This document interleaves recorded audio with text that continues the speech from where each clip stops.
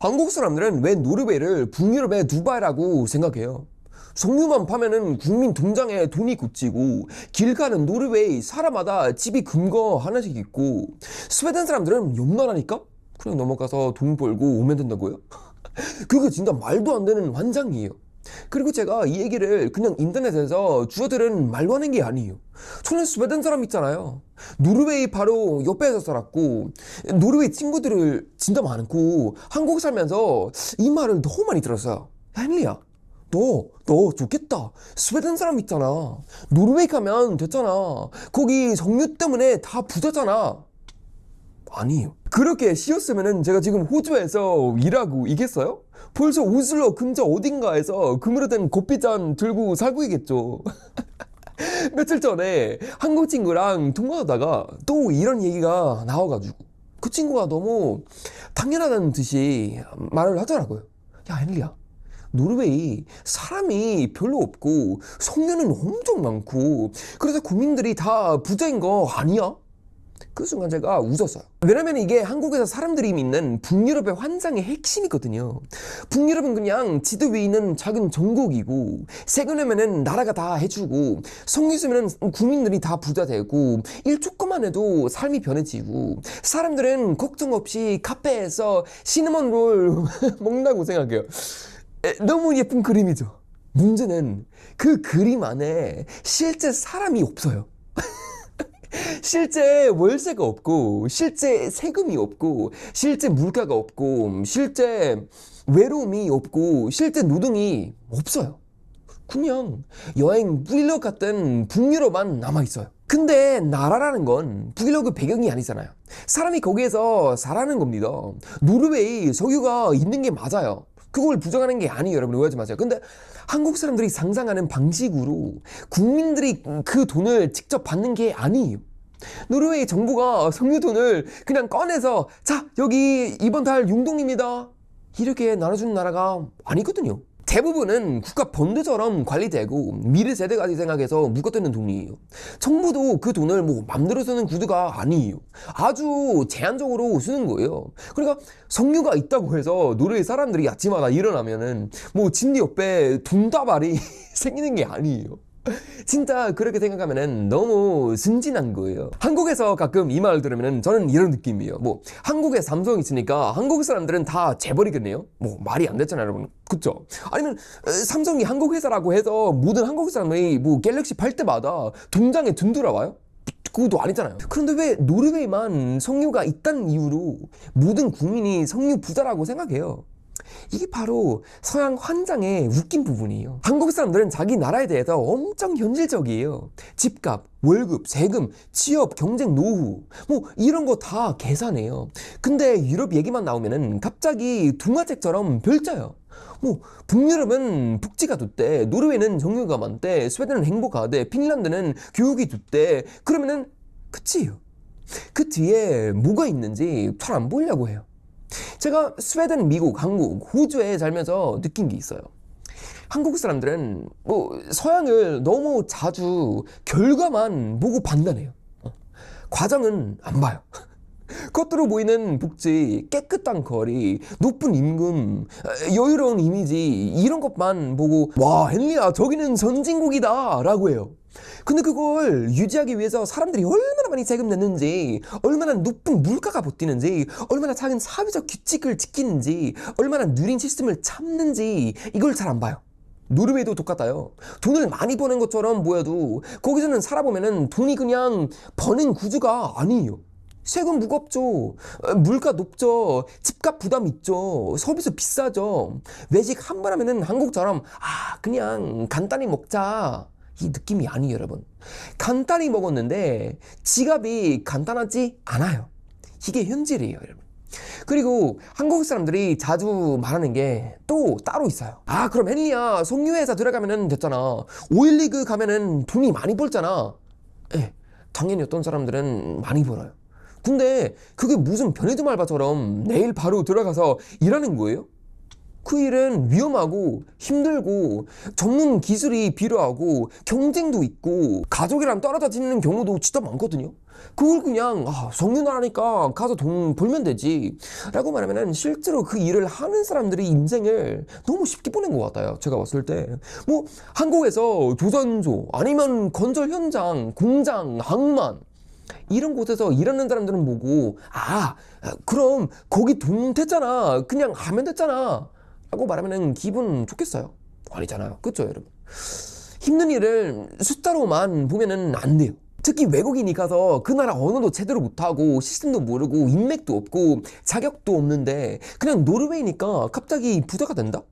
그건 인생이 아니라 로또 광고예요.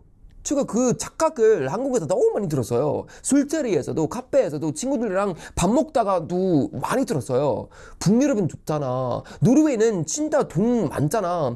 근데 이런 말을 들을 때마다 저는 답답해져요. 그 말 안에는 불어만 있는 게 아니라 한국을 너무 쉽게 깎아내리는 마음도 같이 들어있거든요.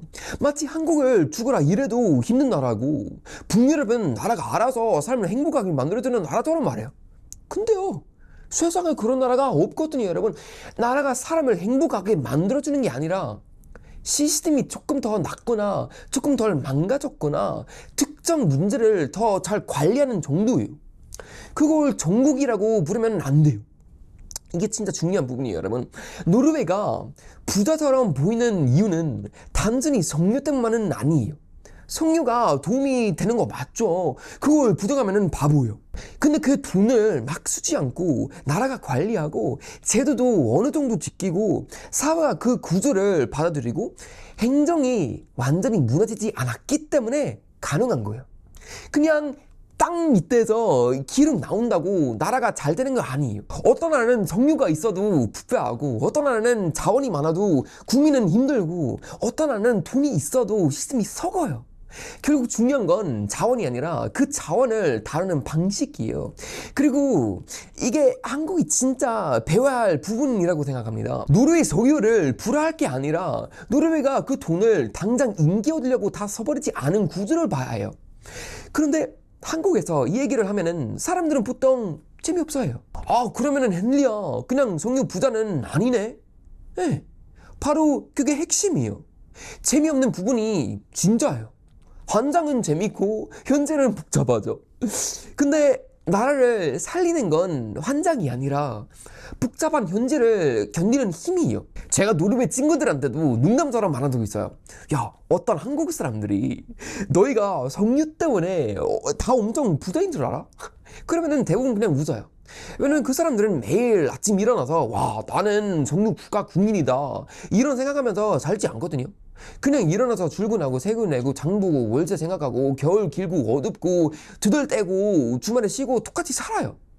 근데 어떤 한국 사람들이 그리고 외국 사람들이 가끔씩 상상하는 노르웨이 사람들은 현실의 노르웨이 사람이 아니거든요.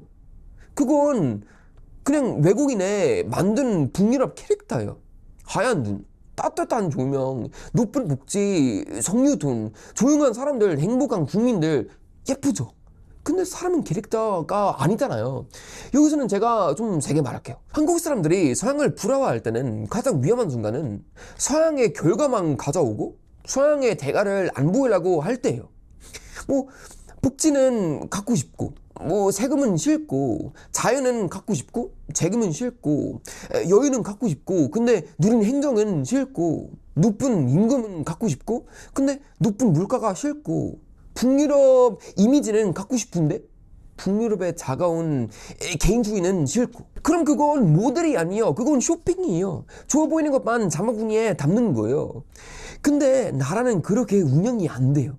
한국도 똑같아요 여러분. 그쵸? 한국이 가진 장점은 그냥 하늘에서 떨어진 게 아니잖아요.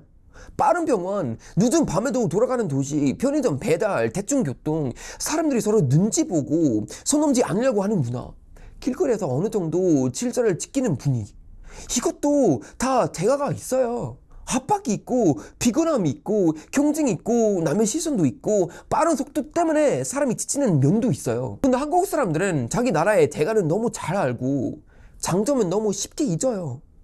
반대로 서양은 장점만 보고 대가는 흐리게 봐요. 그게 문제예요 여러분. 노르웨이 석유 부자 환장도 결국 그 중 하나예요. 뭐 저 나라는 자원이 있어서 편하게 산다, 이 말은 되게 달콤하잖아요. 왜냐면 그러면은 한국의 문제도 쉽게 설명하거든요.